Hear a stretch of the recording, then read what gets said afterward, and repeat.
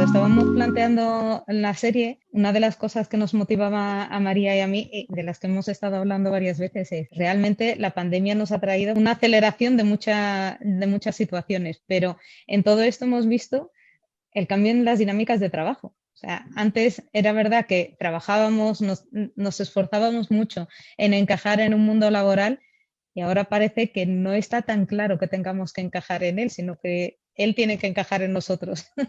Hablando de las dinámicas de teletrabajo, la conciliación, la preparación, la digitalización y todo lo que supone, ¿cómo lo veis vosotros desde el instituto? Pues creo que precisamente igual la pandemia lo que ha hecho es acelerar el proceso que ya venía siendo necesario, pero ahora pues mucho más rápido hay que adaptarse y bueno, digitalizar los empleos, intentando que eso no suponga una pérdida de derechos laborales, o sea, adaptándonos para que esa modernización no perjudique a la ciudadanía, digamos, y luego paliar las consecuencias económicas de la crisis, no tanto sobre digitalización y nuevos perfiles de trabajo, sino sobre los que se están perdiendo, porque es verdad que está afectando mucho y en especial a la juventud. Y bueno, ya están viendo las cifras de paro juvenil, que luego lo comentamos si queréis, y eso es algo también que hay que pues, proteger y solventar de la mejor manera posible para no quedarnos a la cola en algún sentido y en el top 5 o en el top 1 de Europa del ranking de paro juvenil. María, ¿tú tenías alguna pregunta pendiente? Bueno, muchísimas. Bueno, yo también quiero agradecerle a María Teresa estar aquí y hablar de un tema como este. Quizás podríamos empezar por cómo accedemos ahora los jóvenes al sistema laboral desde el punto de vista de los jóvenes, qué expectativas tenemos, no solamente por la pandemia, sino por los cambios que ya hemos estado observando y cómo nos acoge el sistema laboral, si está preparado para estos cambios y si se necesitan políticas que efectivamente lo adapten o ya se están produciendo. ¿Cómo lo veis desde el punto de vista de vosotras que trabajáis en el sector público y en esa generación de las políticas públicas en relación con esas expectativas? Pues sobre el acceso de la juventud al empleo, de hecho hay unos estudios de la Autónoma de Barcelona que explican las diferentes trayectorias de acceso que hay y de empleo directamente, trayectorias de empleo. Unas que antes eran las mayoritarias, que era la del éxito precoz, siempre ha sido minoritaria, pero sí que eran mayoritarias las de pues, adscripción familiar, un trabajo que te viene casi por familia, y las de que se llaman aproximación sucesiva, ¿no? Que poco a poco pues, te vas generando un buen trabajo. Esas eran las mayoritarias y ahora se han cambiado por las que antes eran minoritarias, que era pues, la trayectoria de precariedad y la trayectoria desestructurada o bloqueada, que se llama. Y creo que su propio nombre indica lo que significa, ¿no? La de precariedad es pues la que conlleva unas tasas de temporalidad y de parcialidad muy altas y que vas, digamos, teniendo una contratación intermitente, vas entrando en el mundo laboral, saliendo, volviendo a entrar y siempre con unas condiciones, pues eso, precarias. Y la bloqueada o desestructurada simplemente es la de aquellos jóvenes a los que encuentran una barrera y no pueden ni entrar en el mundo laboral, o por falta de formación o porque están en el mundo rural y no hay oportunidades para su ámbito, o bueno, por muchísimos factores, pero que directamente no tienen ese acceso al mundo laboral, ¿no? Y yo creo que también una vez que se entra, lo que ocurre con nuestro sistema laboral es que es dual, lo he intentado explicar muchas veces, en el sentido de que contrata a jóvenes en épocas de bonanza a lo loco, aunque en condiciones, bueno, pues indignas, y cuando se presentan crisis, son a los primeros que expulsan también más rápidamente. Yo creo que los expulsan más rápidamente porque la juventud es la que en mayor medida ocupa puestos vulnerables, empleos bueno, pues de baja seguridad, ¿no? Yo diría que por sectores de actividad, muchos jóvenes empiezan en el mundo laboral en hostelería, sector servicios, hostelería, comercio, turismo, y eso hace que sean vulnerables cuando hay crisis de consumo, crisis de demanda. Y luego también, pues lo que decía, por la temporalidad y la parcialidad, eso también los hace más vulnerables. Cuando tú no tienes un contrato fijo o no tienes una determinada antigüedad, pues es el que más barato sale despedir. Claro, entonces es a los primeros que acaban expulsando del sistema. Entonces, por eso hay que asegurar que cuando se hace una creación de empleo sea de calidad y aumentar la calidad de los puestos que ya hay. Pues justo de las cosas que estabas comentando ahora mismo, no sé si María querías añadir alguna cosa, pero o preguntar alguna cosa, pero comentabas una cosa muy importante respecto a la precariedad y ese sistema dual que depende muchísimo del consumo. Justo ahora nos vamos a encontrar con ese cambio de paradigma en qué es España, un país de sol y playa, un país de industria, un país, o sea, cuál va a ser nuestra posición respecto a otras economías, qué es lo que aportamos para seguir teniendo presencia, ¿no? En ese sentido, los jóvenes todavía tienen muchísimo que decir y muchas veces nos hemos preguntado, ¿tiene que ver con formación o tiene que ver con otras dinámicas? Porque cuando ves que al margen de todas las polémicas que tenga el hospital de IFEMA y otros hospitales que se han construido en tiempo récord, o sea, poner en marcha esos proyectos tiene que ver con la capacidad humana que tenemos, ¿no? La capacidad creativa de gestión de proyectos, de experiencia, y vemos que en esos retos, o sea, organizamos la COP25 en muy poco tiempo. Los hospitales se pusieron en funcionamiento, se habilitaron en poco tiempo. ¿Qué es lo que nos está fallando en esa dinámica de formación, no formación, dinámicas de contratación, de empleo, de sectores en los que podríamos resaltar como Estado?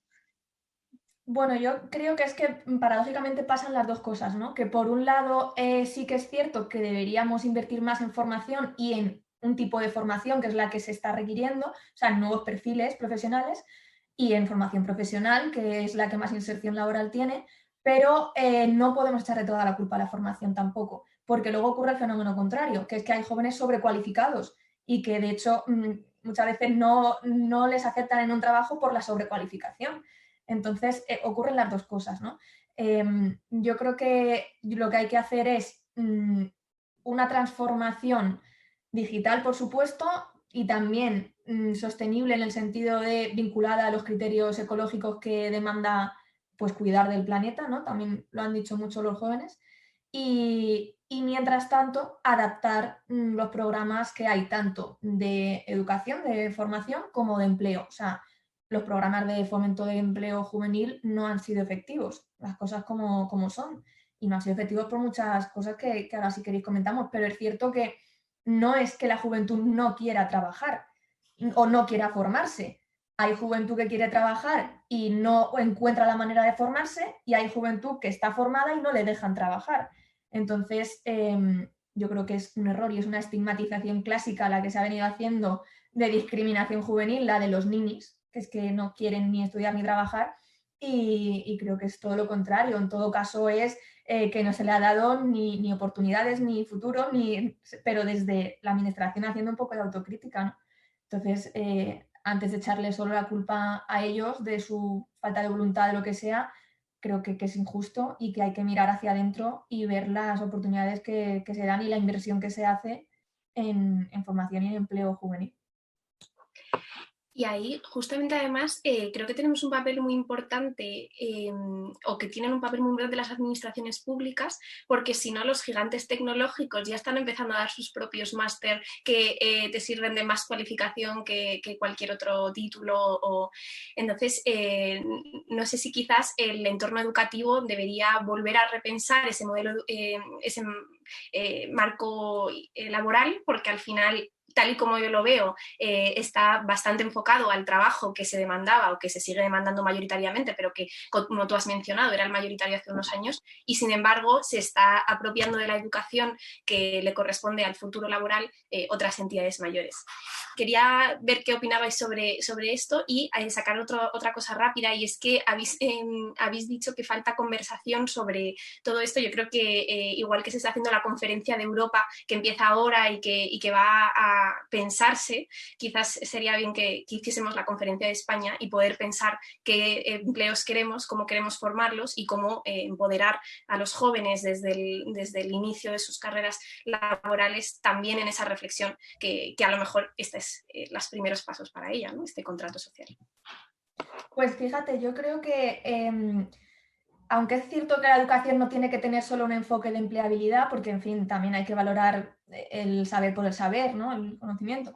Pero sí que es verdad que cuando se hace y cuando se plantea una formación pues con visos de inserción laboral, se debería diversificar más y no enfocar solo al determinado empleo clásico que ahora está ya lleno o en paro y tal, sino, por ejemplo, formar más a nuestros jóvenes en un nuevo tipo de emprendimiento. Hay muchísimos jóvenes con ideas de negocio que no tienen la ayuda suficiente o no tienen la formación suficiente para desarrollar esa idea de negocio y que muchas veces tiene un enfoque social pues vinculado al final, aunque no lo sepan, a los ODS y a la Agenda 2030, que nos vendría muy bien a todos, que sería un beneficio para toda la sociedad y que deberíamos apoyar mucho más porque al final eso también genera riqueza a su alrededor. Una idea de negocio que al final con sus problemas,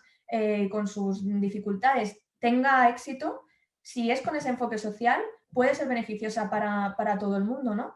Y creo que así se crearía, se configuraría como un nuevo empresariado comprometido, una nueva visión de, más patriótica, si lo quieres decir así, de los empresarios, ¿no? Y creo que no podemos olvidar que por mucho que hagamos las administraciones y la sociedad civil, hay una tercera pata imprescindible que es el sector económico y el sector privado. Totalmente, de hecho, en el anterior capítulo que hablábamos de economía en este nuevo contrato social, decíamos que era prácticamente imposible que las empresas fueran a sobrevivir si no hacían esta transición. Entonces, desde luego que lo tiene que hacer también la universidad en los grados o los centros de formación profesional. Te quiero preguntar entonces si crees que, porque claro, una de las cosas que hemos visto es que hay un paro estructural y que cada vez es mayor y que en las crisis se empeora y que nos afecta a los jóvenes, ¿no? Entonces, ¿crees que este paro va a estar aquí y vamos a tener que convivir con él? ¿Y qué le puedes decir a esa gente que no consigue entrar en el mercado laboral?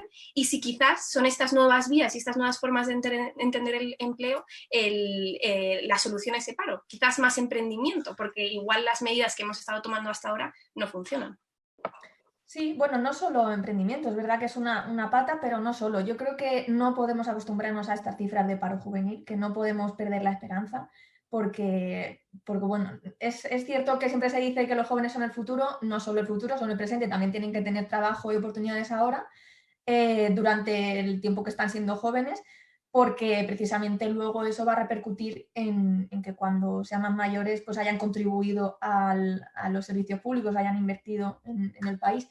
Entonces, por un lado diría de fomentar el emprendimiento como una posible salida, sí, pero por otro también, pues todo el resto de tipo de empleo que se podría mejorar modificando los programas de fomento que decía al principio del empleo juvenil. Los que hay ahora, es verdad que algunos han sido más efectivos, otros menos, pero por ejemplo, Garantía Juvenil y el Plan de Choque de Empleo Juvenil, que son como los dos grandes, aunque tienen una gran inversión, tienen, bueno, Garantía Juvenil 920 millones solo para España, el Plan de Choque 2.000 millones, y dentro de esos planes sí que están los objetivos que necesitamos hoy en día, pero la manera de llevarlos a cabo no ha sido del todo efectiva porque no ha sido cercana y no ha estado ajustada a la realidad de las necesidades juveniles. Me refiero, por un lado hay que desburocratizarlo porque es imposible que un joven sepa cómo inscribirse, si necesita un certificado digital, si necesita acudir a este centro o al otro.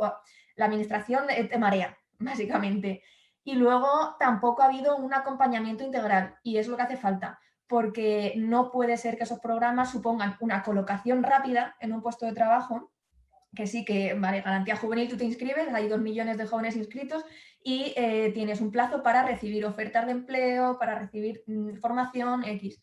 Y si la recibes y encajas en uno, pues entras a un empleo. Pero te abandonan y eso es lo que no puede pasar. Tiene que haber un itinerario personalizado, un acompañamiento que pues haga que no te coloquen en ese puesto, pero que al ser precisamente vulnerable o poco sostenible te echen también rápido y ya no me acuerdo de ti, yo te había colocado ahí y ya está. No, tiene que haber un acompañamiento hasta que eso se estabilice, hasta que ese empleo sea mucho más sostenible. Entonces hay que modificar los planes públicos de empleo juvenil y se está haciendo. De hecho, ya se ha cambiado la forma de inscribirse en garantía juvenil, ahora es más sencilla y se están modificando otras cosas en el Ministerio de Trabajo que van a suponer casi como un nuevo plan de trabajo digno para la juventud.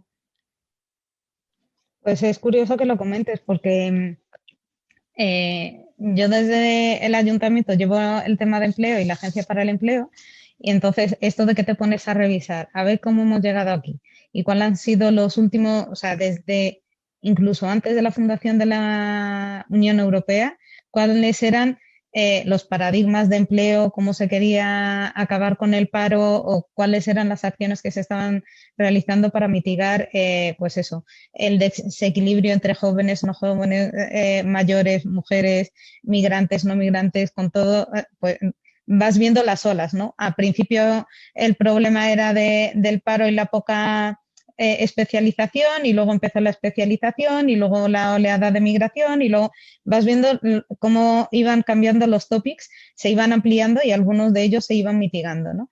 Pero llama muchísimo la atención que las primeras políticas activas de empleo no consideraban KPIs reales para dar cumplimiento a esos planes. Es decir, que se lanzaban unas recomendaciones y cada uno de los países suscriptores de esos planes pues estaba en su facultad poder cumplirlos o no cumplirlos. Y no se fijaban el queremos llegar, pues no sé, en España ahora mismo estamos en un 14, un 14, en Madrid estamos en un 14% de paro, ¿no? No se marcaba el queremos reducirlo a un 12%. Entonces tú cuando no te marcas realmente un objetivo, es muy difícil que lo vayas a conseguir por mucho que le pongas buena intención. Además es que tampoco tienes la forma eh, de implicar al resto de las personas que tienen que ejecutar ese plan. O sea, cualquiera de las personas que están en la Agencia para el Empleo, que me consta que se dejan la piel en los itinerarios personalizados que llevan trabajando desde hace un montón de tiempo, pero si no ponen un objetivo de cuánto quieren reducir ese paro o cuántas personas quieren emplear y quieren acompañar, pues al final se queda todo muy desequilibrado, quedan las cosas así como muy un brindis al sol. Y creo que se ha avanzado mucho en ese sentido para poder mitigarlo, pero volvemos a lo mismo.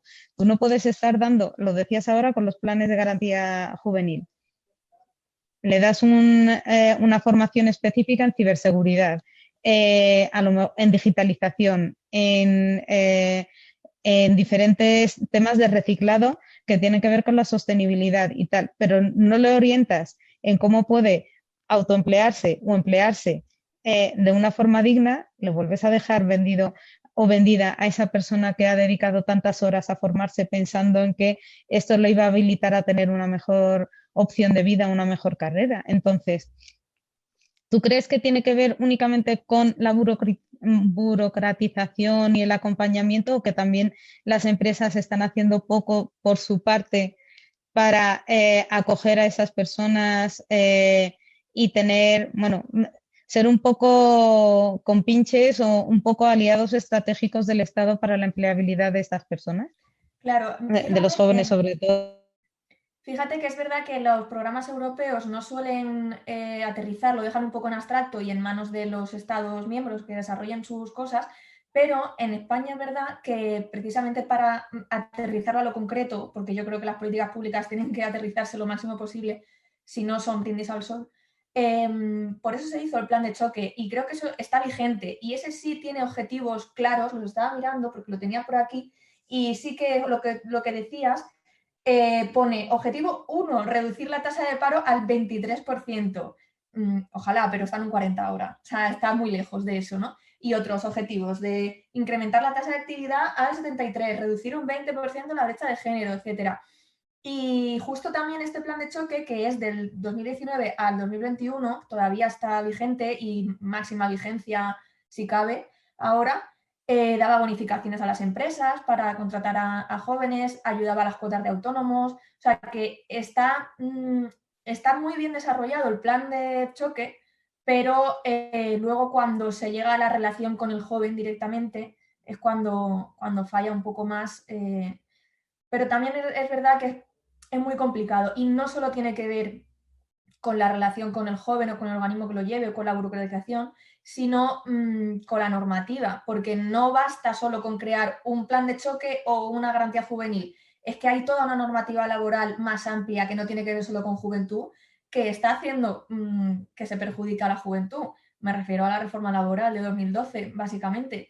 Mientras no se derogue la reforma laboral, por muchos objetivos que te pongas en los planes de fomento de empleo juvenil, va a ser difícil porque hay una precariedad estructural que todavía no es crónica. Yo estoy esperanzada en que se puede revertir, pero que es estructural y que ha calado muy hondo y que se ha acostumbrado mucho la gente a esas condiciones de trabajo. La gente no, el empresariado sobre todo.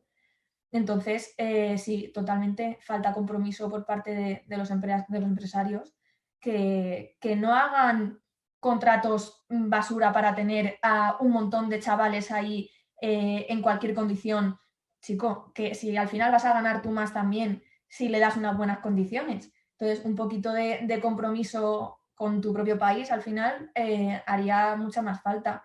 Y en ese sentido, la precariedad, yo creo que una de las imágenes claras que mezcla juventud con precariedad ha sido la de los riders, la uberización de la economía y, bueno, pues esta idea de vender con un nombre bonito una cosa que esconde precariedad y que poco tiene que ver con economía colaborativa en realidad. Entonces, creo que eso, bueno, podemos hablar de la automatización y de las apps y de todo cómo se entra ahora al empleo cuando eres joven, al empleo más fácil, pero qué condiciones esconde. Pues justo de esto, no sé si María quería preguntar algo.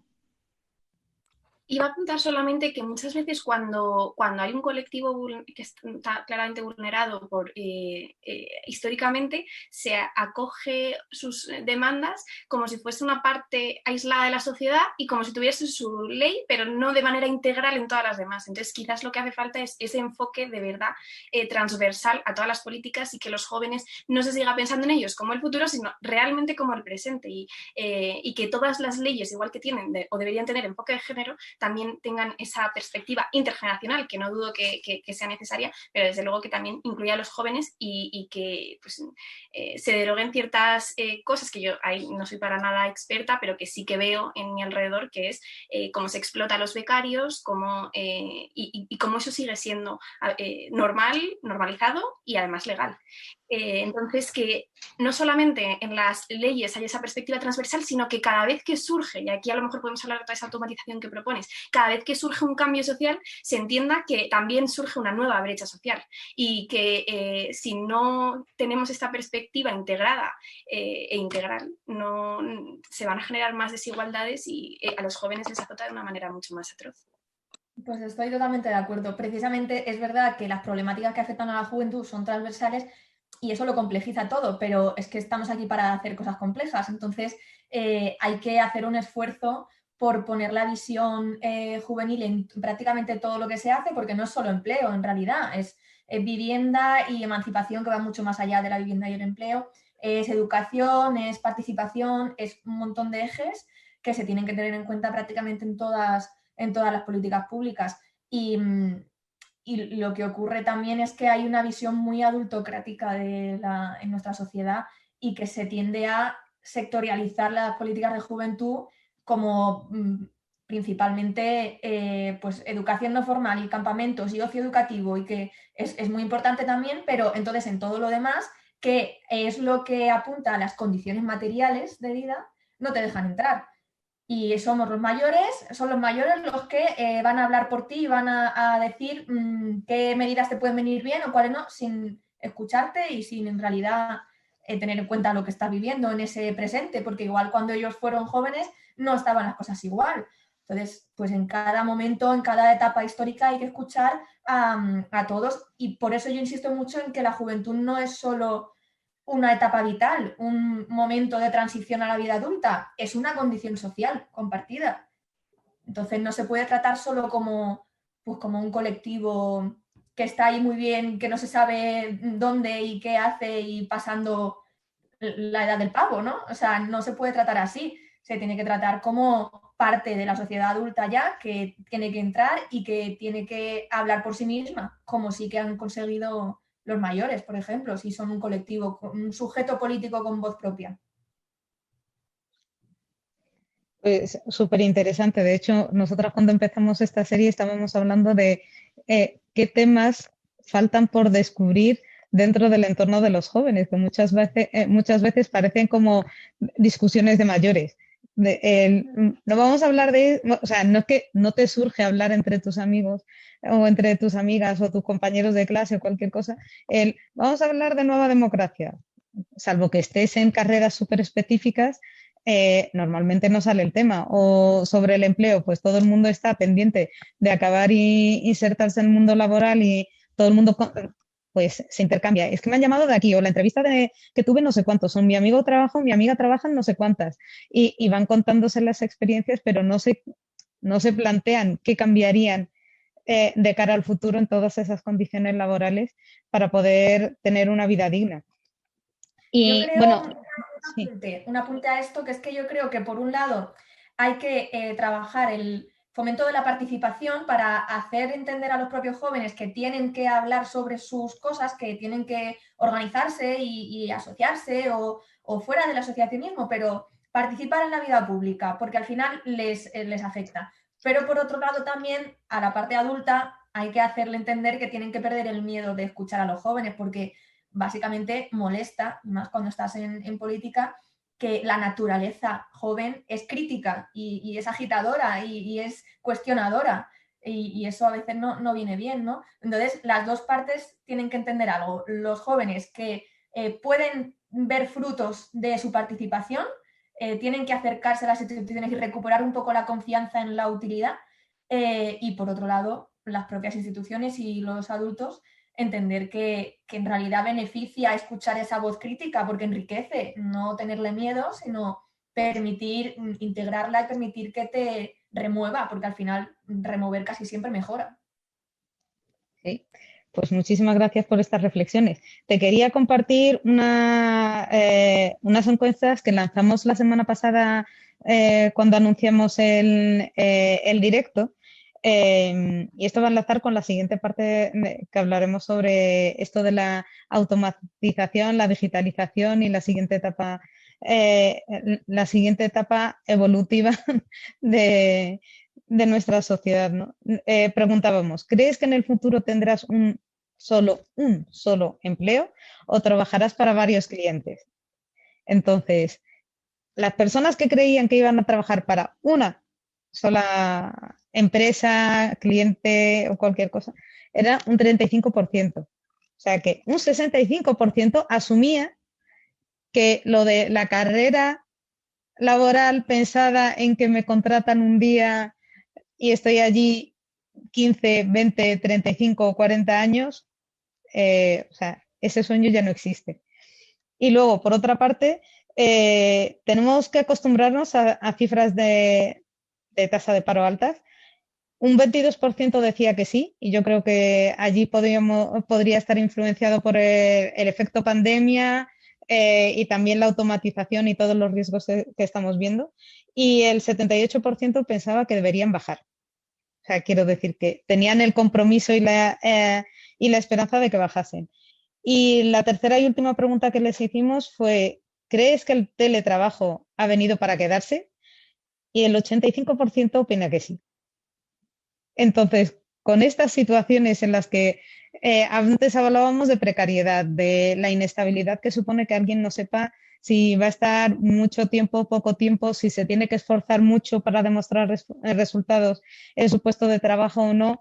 Eh, yo creo que realmente es un problema el cómo nos vamos a organizar como sociedad a nivel de empleos, pero vosotros desde Injuve, ¿cómo estáis viendo este cambio de dinámica de tener un único trabajo, un único empleo, a ser multitask y estar, pues, desde tu experiencia dando servicio a varias empresas o a varios clientes?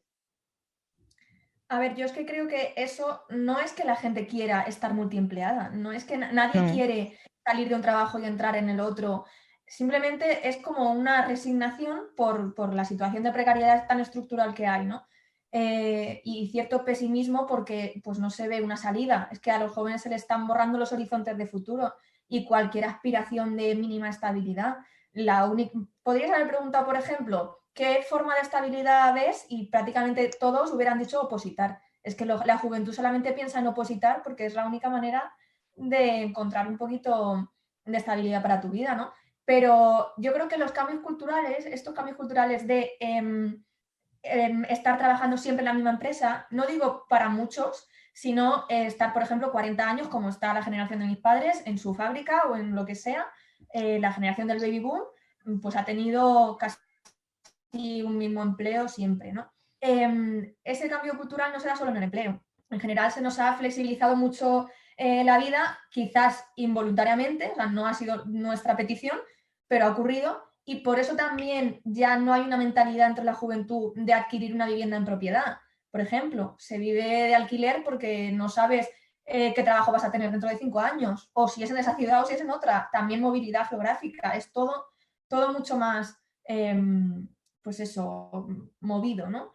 Entonces, yo creo que lo que hay que hacer es que el sistema se adapte a esa flexibilización siempre que sea manteniendo derechos laborales y calidad en el empleo. Si una persona quiere, por voluntad propia, tener un empleo 5 años y porque le apetece probar otro ámbito o lo que sea, cambiar, que cambie, pero que no vaya cambiando año tras año de empleo porque le expulsan del sistema laboral o porque tiene unas condiciones que no le permiten vivir dignamente, ¿no? Entonces, que sea voluntario es la clave de esa desestabilización, ¿no? Pero que no sea obligada por la precariedad. Se me está ocurriendo el equivalente en la movilidad, por ejemplo, universitaria sería el Erasmus. Antes solamente se podían mover unas pocas personas, se veía que eso efectivamente además impulsaba mucho tu carrera profesional y ampliaba mucho tus horizontes. Se hicieron programas y ahora prácticamente cualquier estudiante que se quiera ir de Erasmus puede hacerlo. Entonces, lo que efectivamente hay que hacer es abogar por un sistema que entienda no la inestabilidad, sino que el cambio como algo integral. De hecho, de esto hemos hablado mucho también en este ciclo, de cómo nosotros no concebimos el presente sin el concepto de impacto, sin el concepto de cambio, y cómo el cambio tampoco hay que tenerle miedo a ello, pero efectivamente el choque generacional es inmenso, y para quien ha vivido una inestabilidad como puede ser una dictadura o peor, porque todavía tenemos personas que vivieron la guerra o vivieron las guerras mundiales, entiendo que quizás lo que hay que promover también es la conversación intergeneracional y el entendernos, y que el sistema permita tanto la estabilidad de quien quiere tener una casa, poder comprarla, y de quien quiere poder cambiar de ciudad y desarrollar su futuro en varios países, por ejemplo, ¿no? Claro, sobre eso de la vivienda, por ejemplo, mi madre no entiende y todo el rato me dice, pero entra en algo, o sea, cómprate algo, aunque sea para reformar, aunque sea pequeño, que ya más adelante. Y yo, mamá, pero es que no quiero, porque la dinámica de cambio puede ser positiva si la eliges tú, si no es porque te ves obligada. Pero la juventud no tiene esa necesidad de arraigarse en un sitio. Si la quiere, la tiene que poder encontrar. Pero si no la quiere, pues no tiene por qué ser negativo. Pero, Maritere, con esto también, o sea, hay muchas personas que piensan que la flexibilidad que vamos a tener no solo es porque vayas a cambiar de muchas empresas, sino que tú como autónomo, que vas a dejar de ser un empleado para ser un autónomo que presta servicios. O sea, en el sentido de que de repente ya no necesito que me contrate Indra, por poner cualquier otra empresa, para desarrollar un software, sino que o desarrollar algún trabajo, sino que trabajo X horas para no sé quién, otras X horas para no sé cuántos, y así voy completando mis ingresos, que es todavía, o sea, a nivel de estabilidad es más matador, porque tienes que estar buscando esos clientes, gestionándolos y todo. O sea, es un esfuerzo muchísimo más sobre el individuo que entrar a una empresa y que la empresa ya se gestione. Tiene su departamento de adquisición de proyectos, de compra, de la parte de compra, de licitaciones, de ventas, Entonces, de repente, que cada una de esas personas formadas en diferentes disciplinas se convierta en eso, o sea, una única persona gestiona los proyectos, busca los clientes, gestiona las facturas. Yo entiendo que al final es un poco jaleo, pero ¿tú ves que eso al final va a suponer una cuota importante de las personas que estemos empleadas o dadas de alta en la seguridad social? Espero que no, porque no sería buena señal. Sí que creo que hay que apoyar más a los autónomos y a las pymes, pero justo esa dinámica que tú estabas explicando me parece que es la trampa del autónomo, porque lo que hace es liberar a la empresa de las obligaciones de asuntos comunes de cualquier negocio, ¿no? De tener que gestionar, cumpliendo y estando sujeto a unos derechos laborales, tener que gestionar pues todo, ¿no? Recursos humanos, sus vacaciones, sus altas, sus bajas médicas, todo, sus pagos, sus facturas, todo lo que hacen unos servicios comunes de una empresa, lo tienes que hacer tú mismo y encima buscarte a varios y hacer que a las empresas les salga más barato. Porque a las empresas les sale más barato ir cogiendo esos servicios autónomos.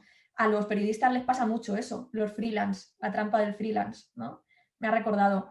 Y entonces me parece un poquito engañoso. Creo que también esconde precariedad esa forma de trabajar. Sí que es cierto que si tú eres autónomo, pues eres autónomo y puedes ir creciendo y con más apoyo que el que hay ahora, pues y con menos impuestos también, podrás tener más gente a tu alrededor dentro de tu pequeña empresa que te ayude. Pero si eres totalmente autónomo, una persona, no creo que sea muy cómodo y muy saludable llevar esa carga de trabajo para que poco a poco con miguitas puedas al final recibir unos ingresos suficientes para tener una vida decente.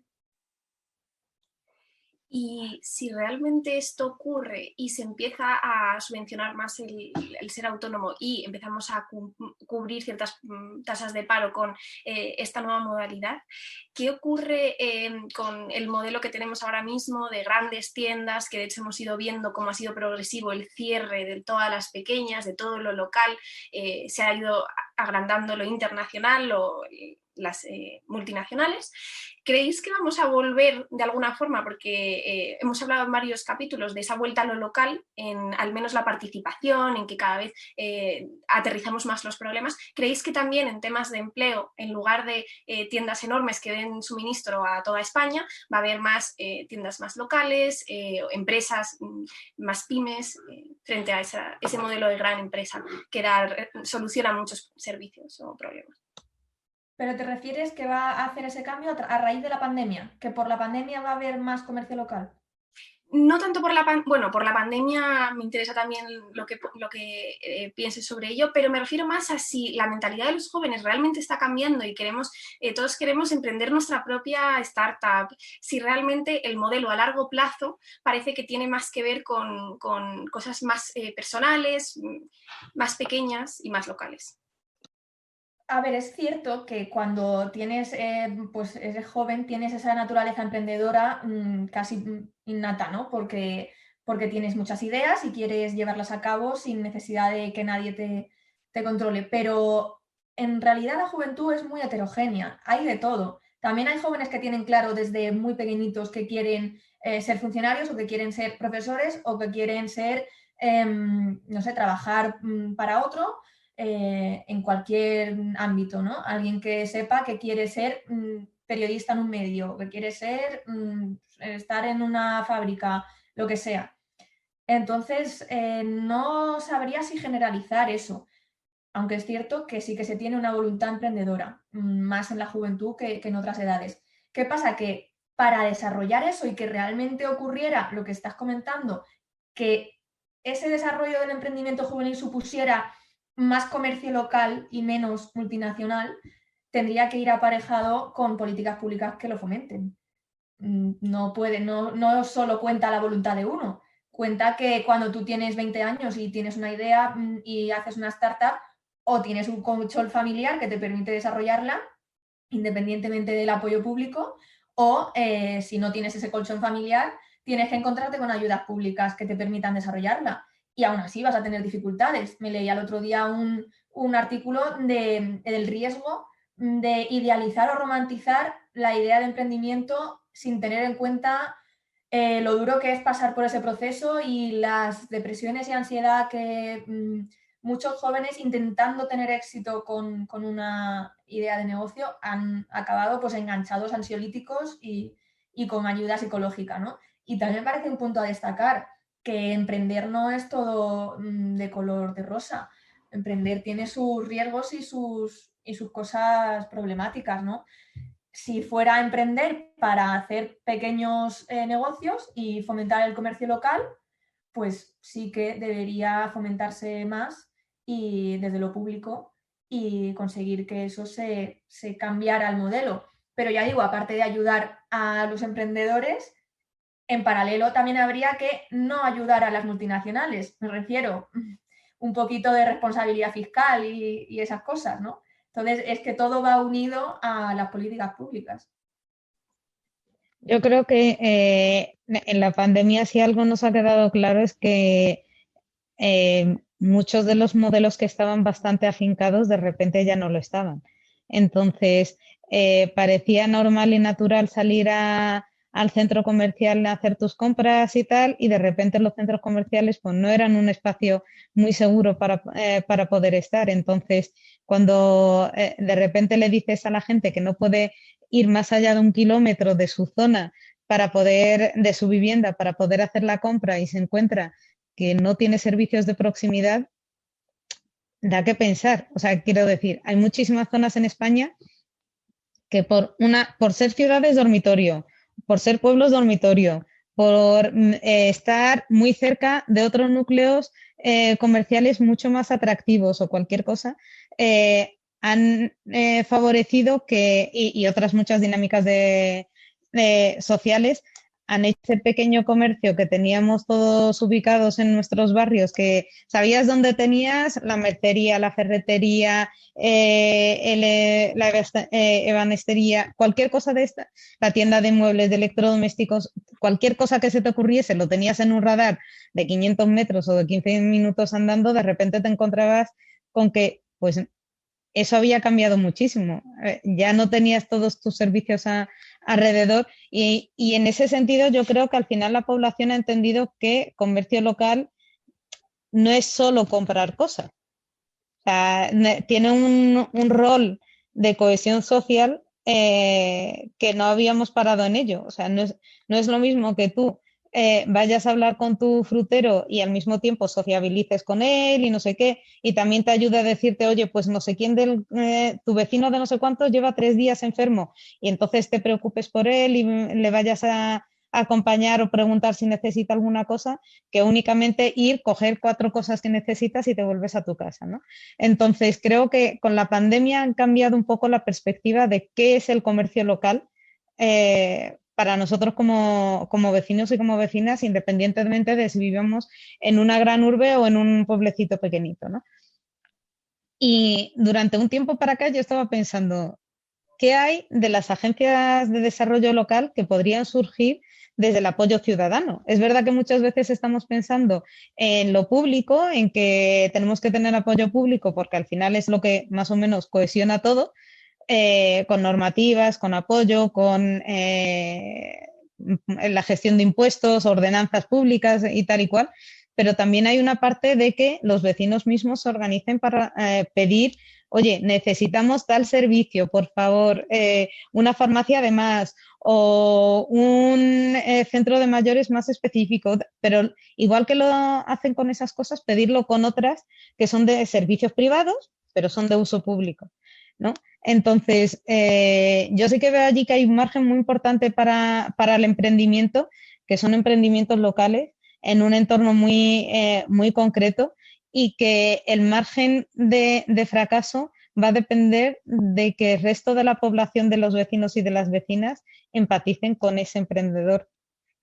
No se trata de dar el pelotazo y de tener miles de exits y de inversiones y tal, que en el mundo de las startups pues igual están muy con ese hype, pero sí que irnos a modelos más sostenibles muchísimo más comprometidos y que digo que a lo mejor esto no va a suponer una bajada del paro de 10 puntos, pero si conseguimos que a nivel de España entera baje medio punto o baje un punto por la creación de estos pequeños autoempleos o emprendimientos locales, oye, ya son puestos de trabajo, ¿eh? Y ya es servicio local que se está generando.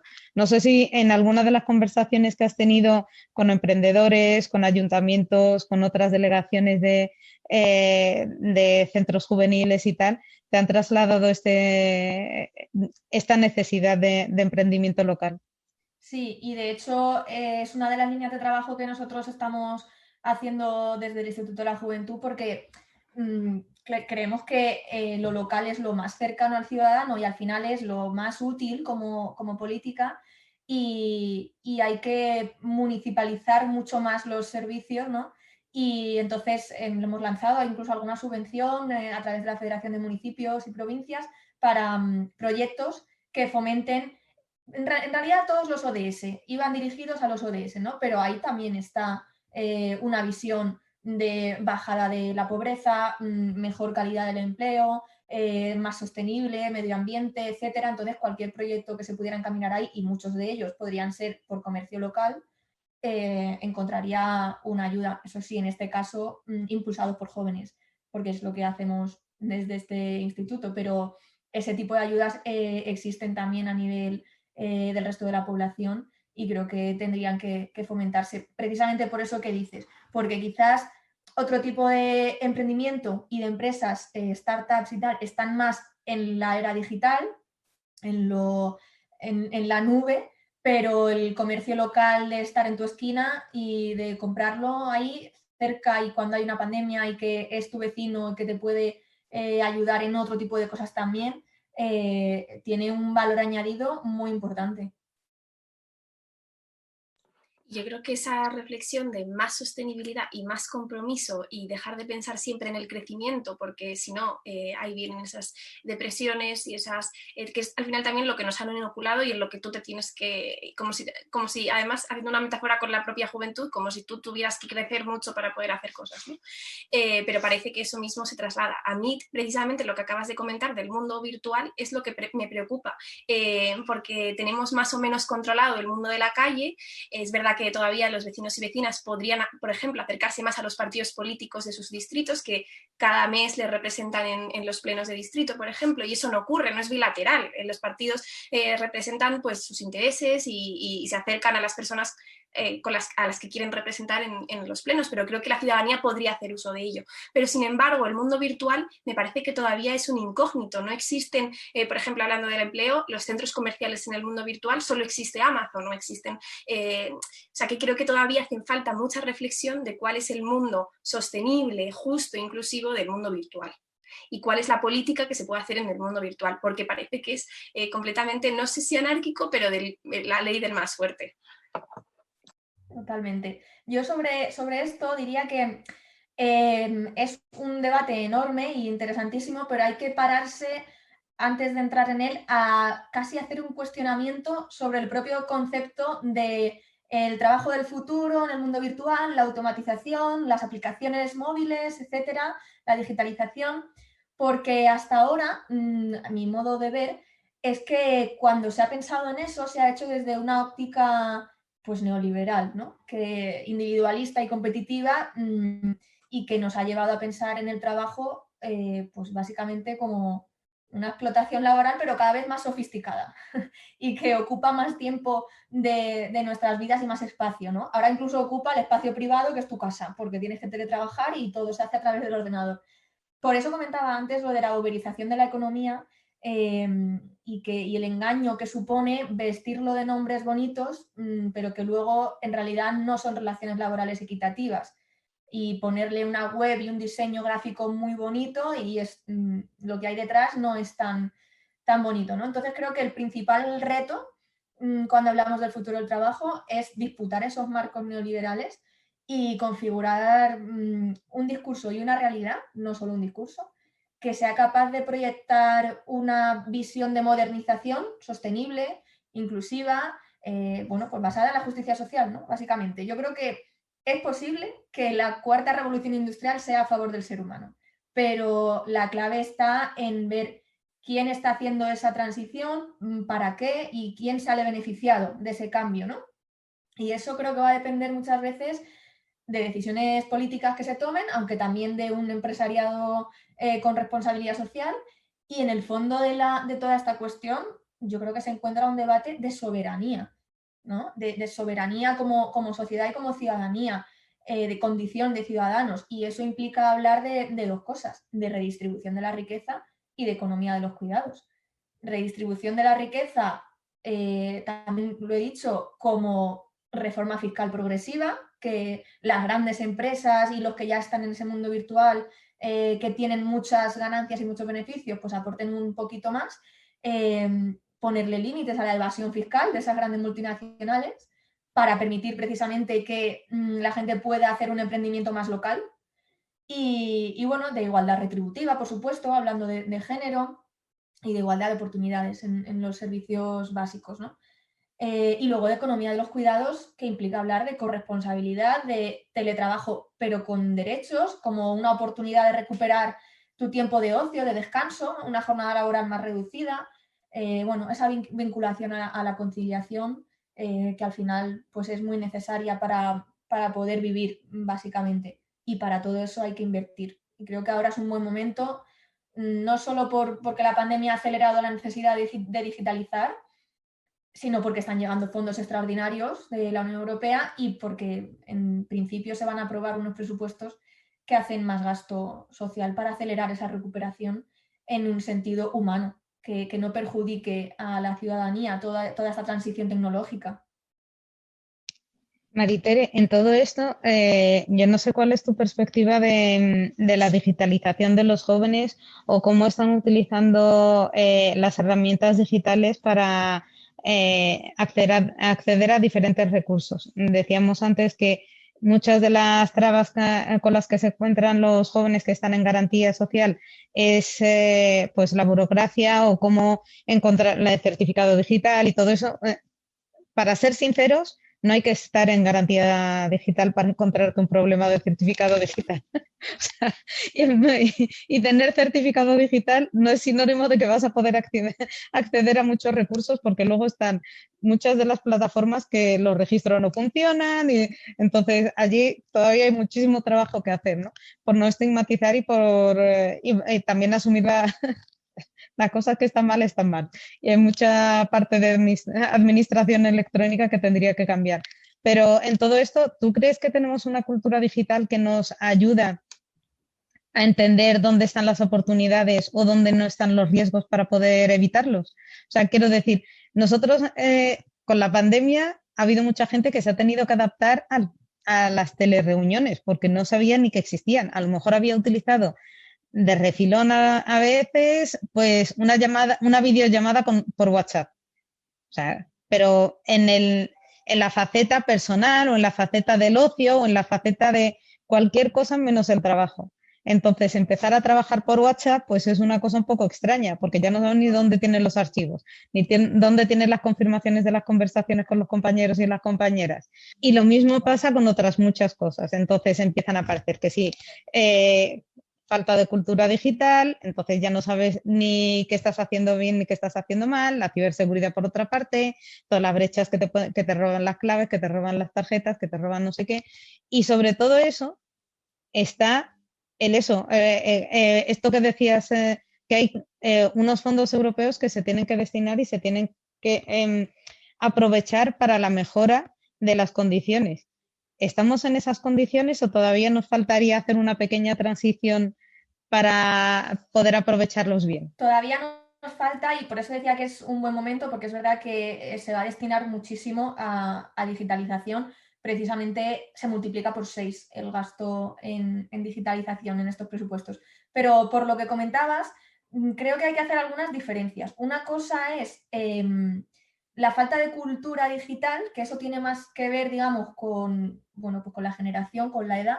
Y otra cosa es la falta de recursos digitales, que no podemos obviar que, aunque en teoría la generación joven ya es más nativa digital, cuando haces políticas públicas tienes que pensar en una mayoría social y sobre todo en los más desfavorecidos y en los que están en exclusión social, y existe una brecha digital.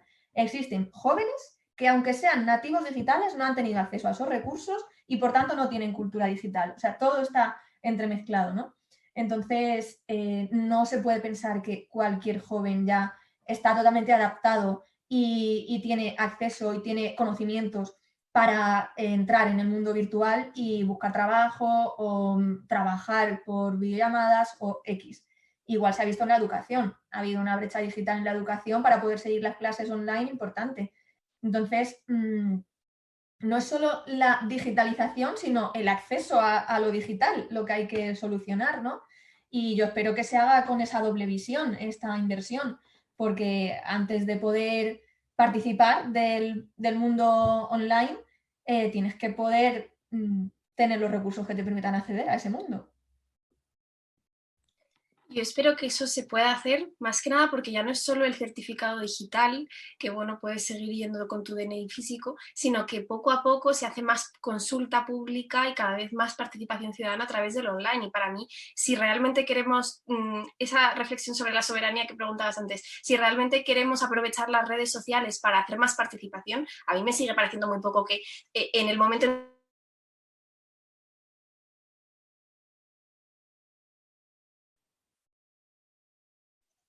María, se nos ha quedado un poco tostada, pero Creo que vuelve. estamos ahora. a ¿Ahora? ver si. ¿Me veis? Ahora sí, sí, ahora sí. Que digo que yo creo que hay que reflexionar bien porque tiene muchísima parte positiva que se puede aprovechar para participar más. O sea, creo que se nos tiene que preguntar más de una forma segura, garantizando que todo el mundo pueda acceder y que además no es fruto de ataques ni nada por el estilo, pero a la vez utilizarlo positivamente para esa participación y que no se nos pregunte solamente como cada 4 años, que me parece bastante importante. Yo creo que evidentemente hay muchísimos problemas y al final el dinero es el que es, y yo entiendo que, por ejemplo, no podemos resolver todos los problemas que tiene la administración pública y va a ser todo inmediato y vamos a ir todos. Pero, sin embargo, sí que se nos puede preguntar en qué los ciudadanos queremos invertir más y entonces ponernos como prioridades esos deseos de los ciudadanos. Y creo que para eso las redes sociales y el mundo digital ojalá haya venido para generar ese cambio positivo.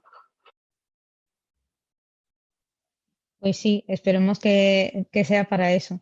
Pues muchísimas gracias, Maritere, por todo lo que has compartido con nosotros esta tarde, porque creo que ha sido muy importante el tener tu visión y también saber todo lo que estáis haciendo desde el INJUVE, toda la perspectiva y la implicación y toda la pasión que le estáis poniendo a resolver un tema tan importante que es la transversalidad de los temas de la juventud y tener esa preocupación por el empleo del futuro y cómo nos puede beneficiar o no, dependiendo de si tenemos en cuenta la precariedad y otros muchos temas de los que hemos hablado.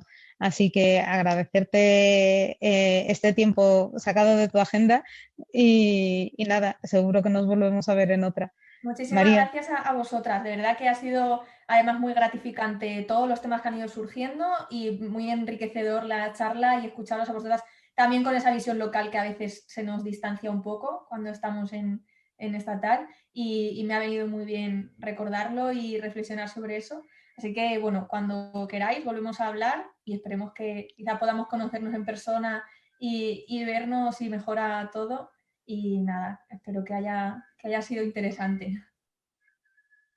Muchísimas gracias. Espero que sí. Todo esto pasará y en algún momento coincidiremos físicamente. María, ¿alguna palabra? No te escuchamos.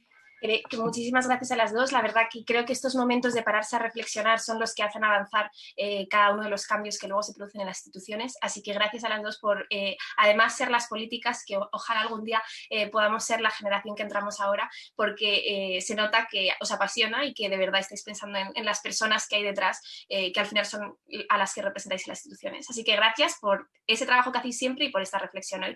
Nos vamos con mucho trabajo, yo creo, y con muchas reflexiones de este nuevo contrato social. Así que gracias. Muchísimas gracias a los dos.